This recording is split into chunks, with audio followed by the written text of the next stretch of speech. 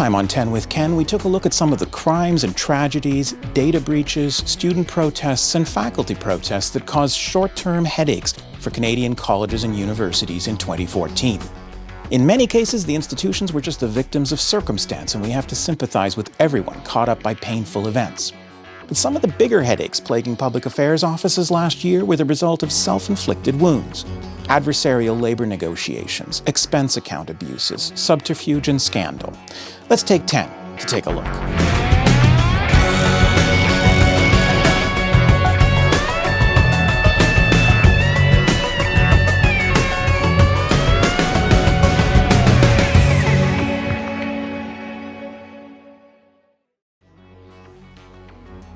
College and university faculty are often outspoken opponents of the administration in the media, but never so much as when a labor negotiation is ongoing between a staff or faculty union and the institution.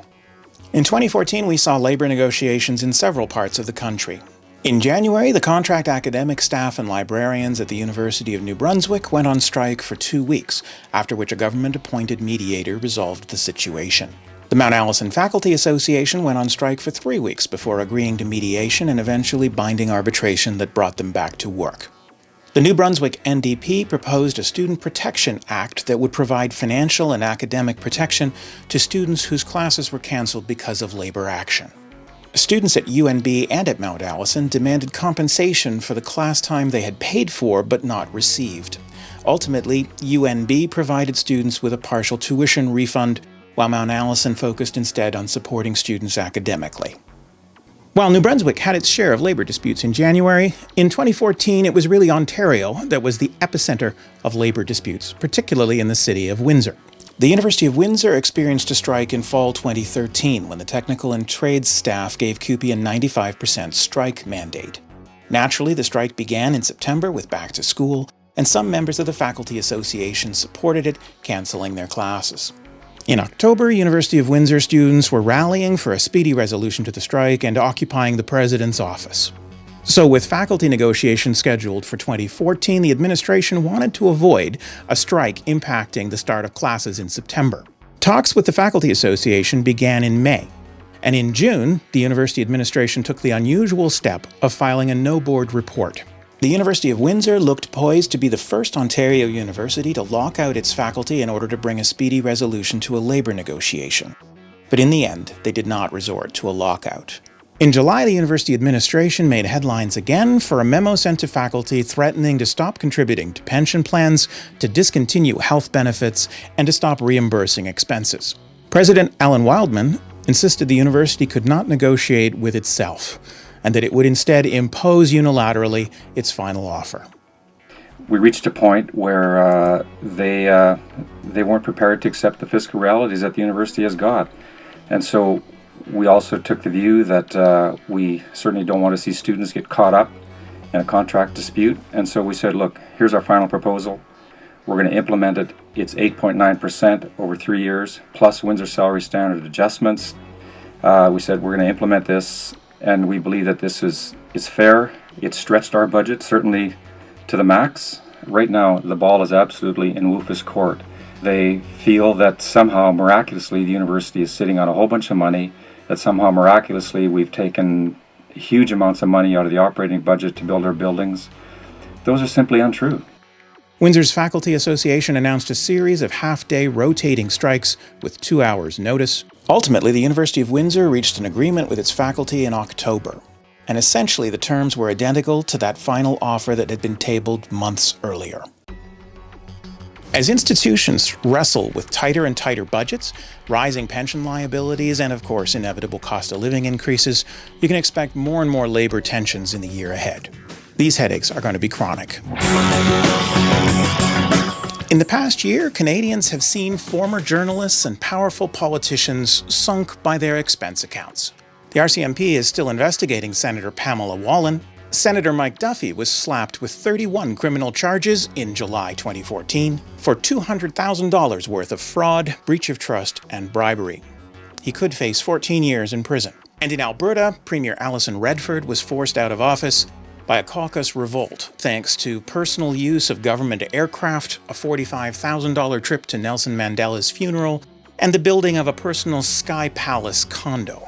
So no wonder senior administrators at Canada's colleges and universities also need to be aware that whistleblowers are drawing attention to their expense accounts more than ever. In 2014, one of the biggest higher ed headaches was caused at Red River College. The story really begins in March 2013, when a Freedom of Information request unearthed a series of questionable expenses for Stephanie Forsyth, president at Red River College. In 2011, Forsyth had expensed ballet tickets, her driver's license, repairs to her BMW, and notably a $205 pair of golf shoes for a tournament. Then in April 2014, media started reporting on the mass exodus of senior leadership at Red River College. 12 senior administrators had departed, with more than $750,000 being paid out in severance. Education Minister James Allen promised an immediate investigation of financial improprieties and HR practices at Red River College. The Board of Governors commenced a performance review of Stephanie Forsyth, who took a summer-long vacation before announcing in September that she would be resigning her position as president. In December, the Canadian Taxpayers Federation announced with dismay that surplus marble for Red River College's new Global Foods Institute had been redirected to renovate the kitchen of Stephanie Forsyth's personal home. The investigation has been continuing and, as of January 2015, has been referred to police. The story didn't end in 2014.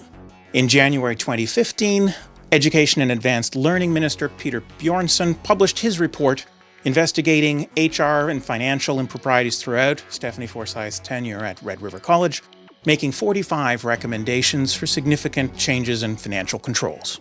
His report also drew attention to several notable expenses, like a $12,000 trip to France for 3 Red River College administrators interested in joining a culinary association, and again expressed concern that Red River College's renovation of the Union Bank Tower had gone over budget by $15 million, or 66%.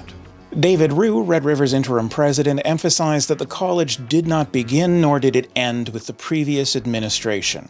He emphasized the college's commitment to implement all of the report's recommendations within 6 months. I think a key lesson we can draw from this story is that public sector expense accounts are under the microscope, and in the age of WikiLeaks, whistleblowers are everywhere. From a PR perspective, you do not want to give your opponents a compelling and memorable image like $200 golf shoes. In British Columbia, we saw in 2014 a series of scandals over executive compensation at colleges and universities, caused by well-intentioned government policies attempting to cap presidential salaries at the smaller teaching universities to $225,000 per year. In April, reports leaked to the NDP critic of education created national headlines focusing on Kwantlen Polytechnic. BC's Finance Ministry promised a review and concluded in June 2014 that in fact Kwantlen did break reporting rules around executive compensation. In his report, Rob Mingay concluded that Kwantlen found itself in a difficult position when hiring its new president, Alan Davis. A number of potential candidates had removed themselves from the competition once they were advised of the total compensation amount.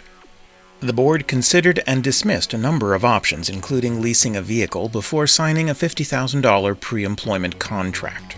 The government proposed no penalties for Kwantlen or those involved, but did indicate that greater transparency was required.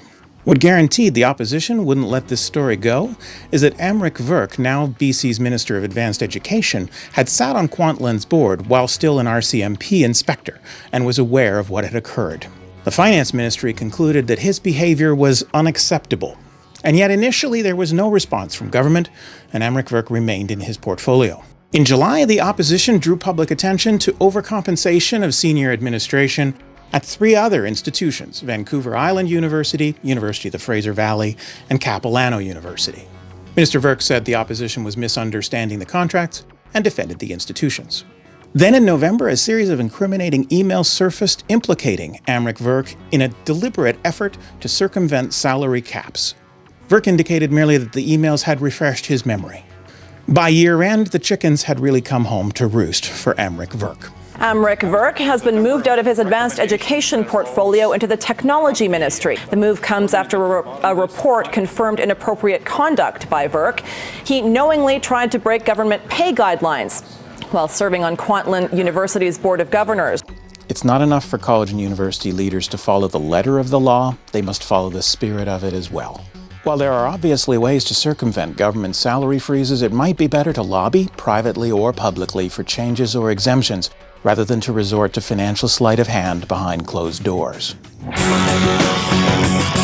Thanks for watching the second in our special three-part series on the biggest higher ed headaches of 2014. If you haven't already done it, please take a moment to like this video on YouTube or to subscribe to our channel. I hope you'll join me next time as we take an in-depth look at the two biggest PR migraines of the year. Both seem to be unending, contentious, and exhausting for everyone involved, and in many ways both were perfectly predictable.